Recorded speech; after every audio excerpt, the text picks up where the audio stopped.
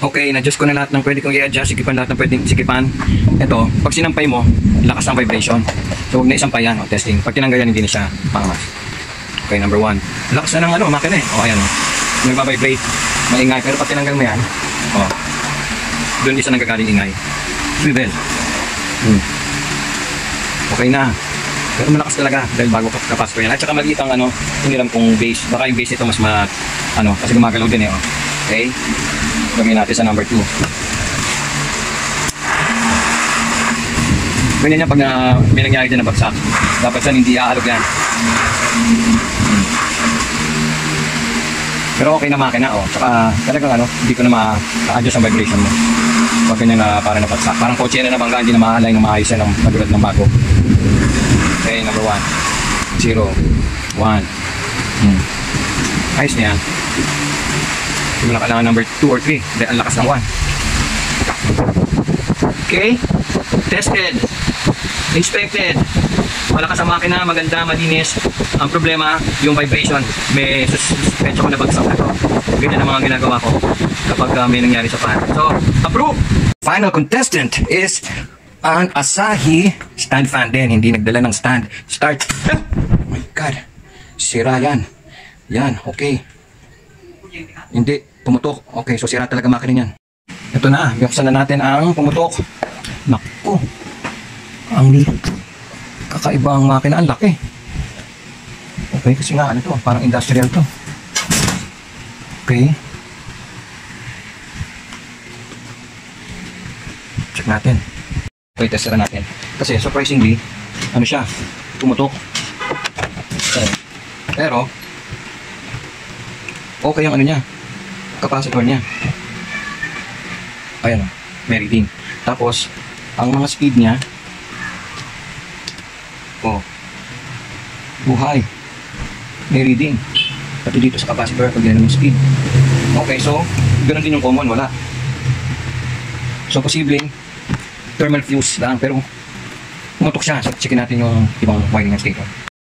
Okay, magbubukas na tayo.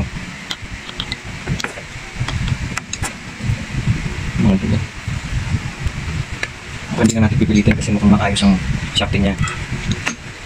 Ito ka lang iyayin natin pag lumusot. O may kasi kaya baka masira yung bushing. Hindi, madali lang yan. Dito tayo magko-concentrate sa makina. Okay. Tuyo-tuyo ang bushing, ang foam ng bushing. Okay. Tapos wala namang sunog dito sa part na to. Pero sa likod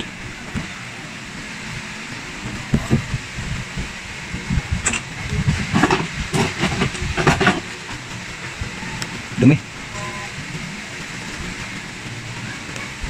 Okay, mukhang wala naman sunog sa niya. Pero bakit pumutok? Hindi siya umaandar pero biglang pumutok. So wala tayong choice since magpapalit tayo ng makina. And since bago tayo magpalit ng makina, mag-o-opera muna ako ng thermal fuse.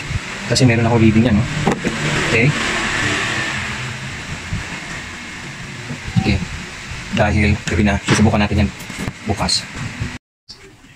Okay, so ito na ulit tayo, ginagawa natin tong Asahi na parang industrial. So hindi na natin iniwan to doon sa pariwindan kasi dadalhin daw sa Taytay sa Tuesday pababalik. Pagkatapos, mahal 750 daw pataas.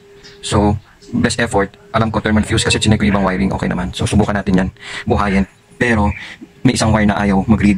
Nung chinecheck ko, kaya pala pumutok, dito hindi sa makina, sa wiring, nagdikit. Ayan, so maaring okay yung makina niya.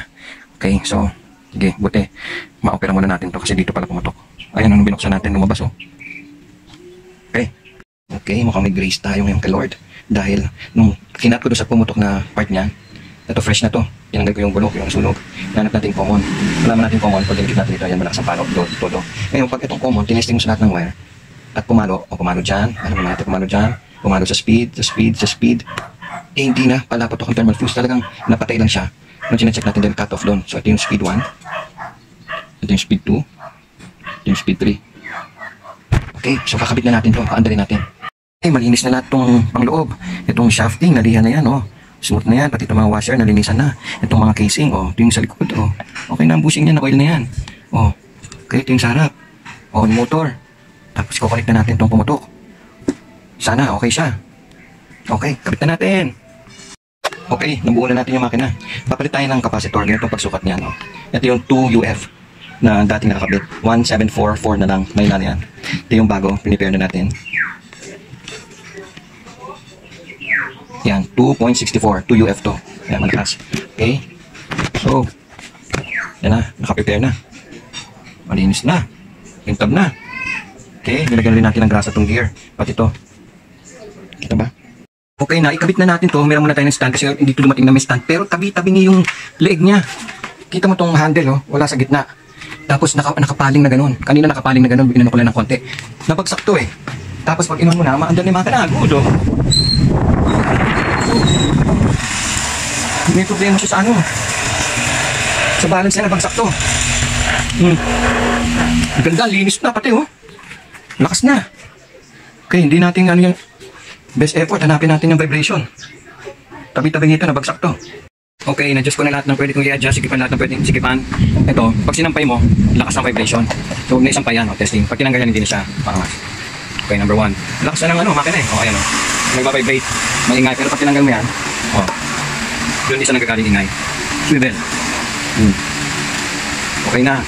Pero malakas talaga dahil bago kapas ko yan. At saka maliit ang ano, hiniram kong base. Baka yung base nito mas kasi gumagalaw din eh. Okay? Lagyan natin sa number 2. Ganyan yan pag may nangyari dyan na bagsak. Dapat yan hindi aalog yan.